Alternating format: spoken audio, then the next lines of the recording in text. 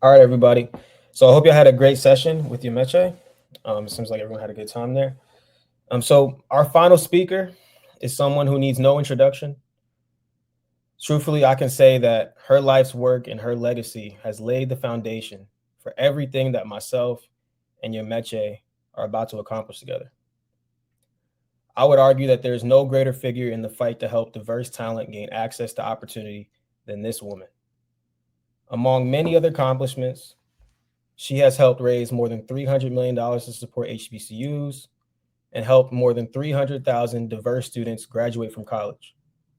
But I must say, despite her status as a legend and an icon, and despite how beautiful, intelligent, and successful that she is, this woman has no ego and is one of the most humble, kind, and welcoming people I've ever had the honor of meeting. We are truly honored to have her friendship and support. Please join me and welcome into the stage Dr. Joyce Payne, the founder of Thurgood Marshall College Fund. I'll bring you to the stage.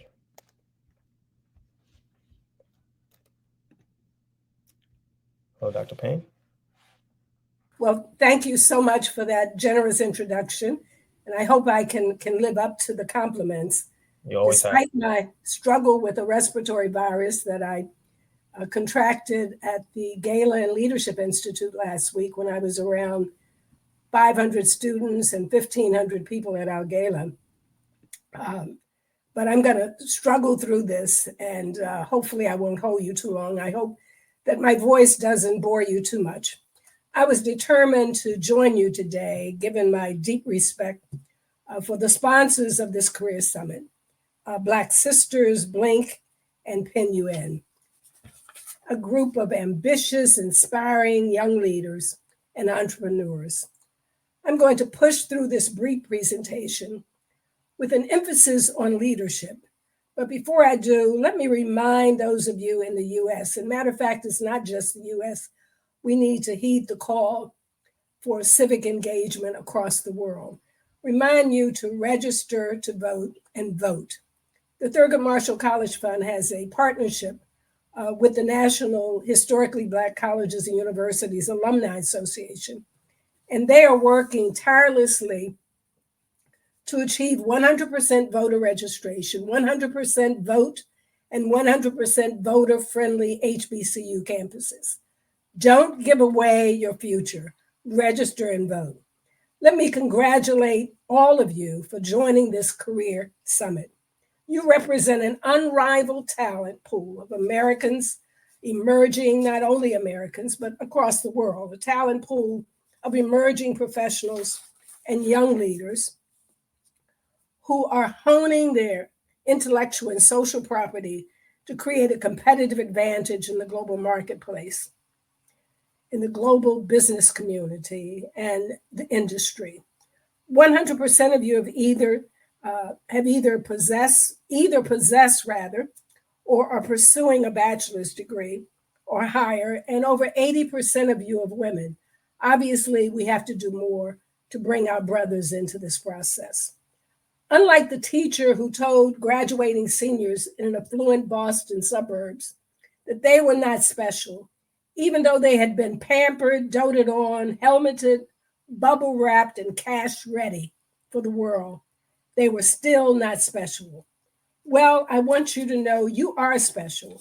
Special because you have not been pampered and bubble wrapped. As Langston Hughes reminds us, life ain't been no crystal stair for many of you. The stairs had tacks and splinters, but you kept on climbing, landing, turning corners, working hard. And here you are today representing a new generation of future leaders, prepared to turn the world upside down. The purpose of this summit is to help you become your own CEO, your own cheerleader, your own wealth manager, and your own navigator of Wall Street and the street where you live. In a world without borders, we want you to become culturally and linguistically fluent in the world of work, play, and life in China and Chad and in New York, DC, and Mississippi. The point is, you must be ready for the world of 2050, when more than 9.3 billion people will compete for jobs in space, in DC and Dubai, in San Diego and South Africa, when computers will be 30,000 times faster and smarter than they are today, and much of our human interaction will happen in virtual reality. Get prepared for the world of 2050. We challenge you to show your mettle, play your strengths, and have some fun at the same time. As future leaders, you also need a mentor to help you navigate the world of work. Even icons like Oprah Winfrey was mentored by Maya Angelou. Mark Zuckerman was mentored by Steve Jobs, and Warren Buffett mentored Bill Gates. In talking about leadership, I'm reminded of Shirley Chisholm, the first Black woman elected to Congress in 1968, who famously said, "If they don't give you a seat at the table, bring a folding chair." In 1968, we brought a folding chair. In 2023, we build the damn table and decide who gets a seat. Without your leadership, the table will remain absent of people of color. While we have seen significant growth in the number of women as presidents of Fortune 500 companies, they represent roughly 8%, including 4 women of color who have served as CEOs. And you probably know those names: Burns of Xerox, Winston of Bed Bath & Beyond, Brewer, the CEO of Walgreens, Boots Alliance, and Duckett of TIAA. Matter of fact, we had Duckett, we honored Duckett, a matter of fact, at the gala last week. Even among corporate boards, we find only 20% are filled by women, and less than 5% serve as chairs of boards. In terms of gender parity overall, the World Economic Forum estimates that we could generate 1.7 billion to the gross domestic product if we had greater diversity. However, even with this evidence, we're still struggling with diversity. We could also boost consumption and investment in an additional $2 to $3 trillion in the American economy. Despite, again, the compelling evidence, diversity in the talent pipeline remains underdeveloped. People of color represent less than 15% of the C-suite and are poorly represented in the career path at the level of vice presidents. We all agree that the US and the world are at a watershed moment that requires us to assume greater responsibility for our own professional development through leadership as fundamental to growth. I'm reading The Many Lives of Michael Bloomberg by Eleanor Randolph.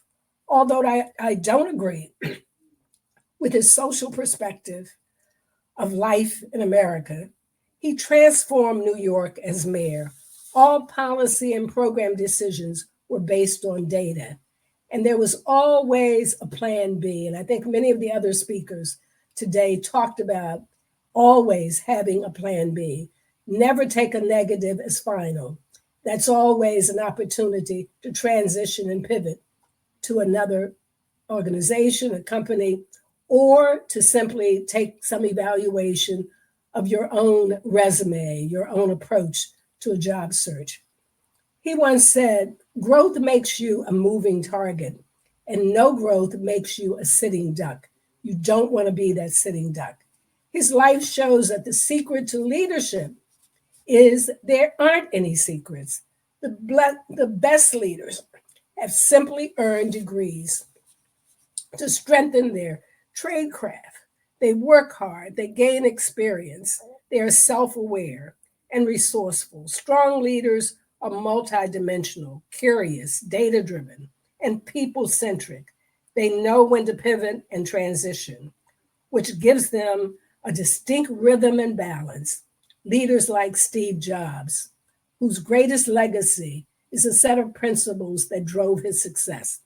Number one, he said, do what you love. People with passion can change the world. 2, put a dent in the universe. He believed in the power of vision.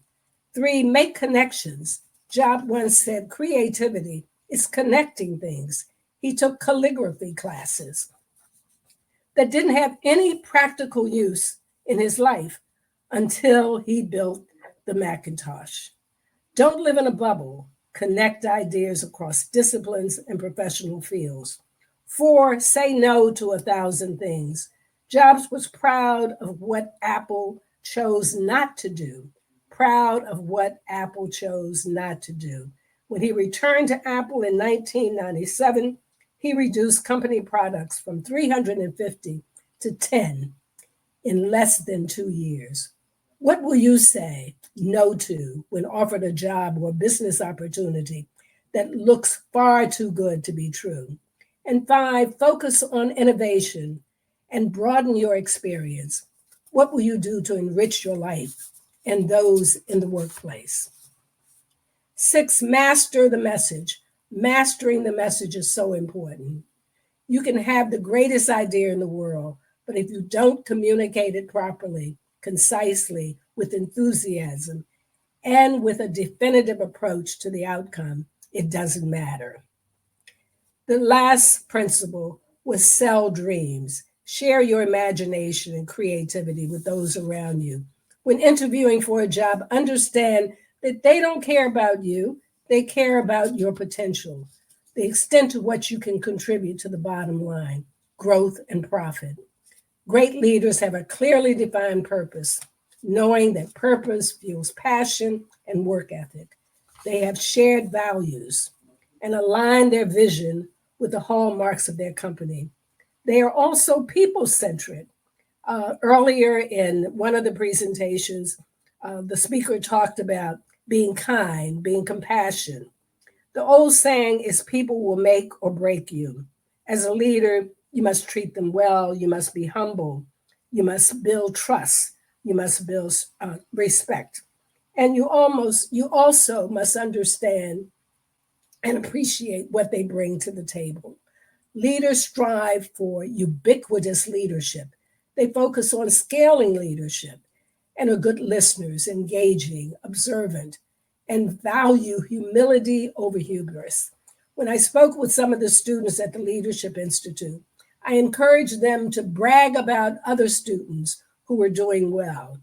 I mean, when you brag about other folks, it doesn't take anything away from you. It really is self-love. You want to celebrate success wherever you find it. And another important factor is simplicity is the ultimate in sophistication, which Einstein talked about. And at one point, I thought Einstein created that quote, but later on found out that it actually started with Leonardo da Vinci. In closing, I hope you are leaving this summit with a veritable wealth of contacts and experiences to prepare you to serve at the vanguard of progress and promise. Thank you for working hard, for persevering, for being special, for joining us in charting a new course for Black prosperity. We want to open doors of opportunity and make sure those doors remain open. Your success is inextricably tied to your country's success as we relate the work of the Academy, the work of higher education, more directly to the realities of contemporary life and global stewardship. Thank you for your attention as I struggle through this virus. I hope that I get an opportunity to speak to you sometime in the future when I am at my best. Thank you so much, Alfred Denzio, and the president, the exceptional president of Black Sisters, for this opportunity.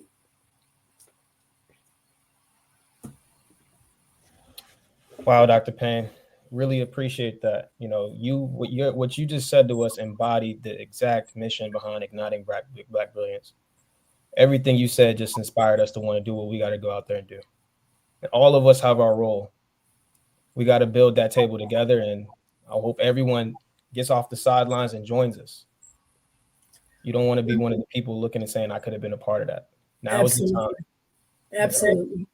You have the right people supporting you and engaged. We simply need to find those avenues that make a difference.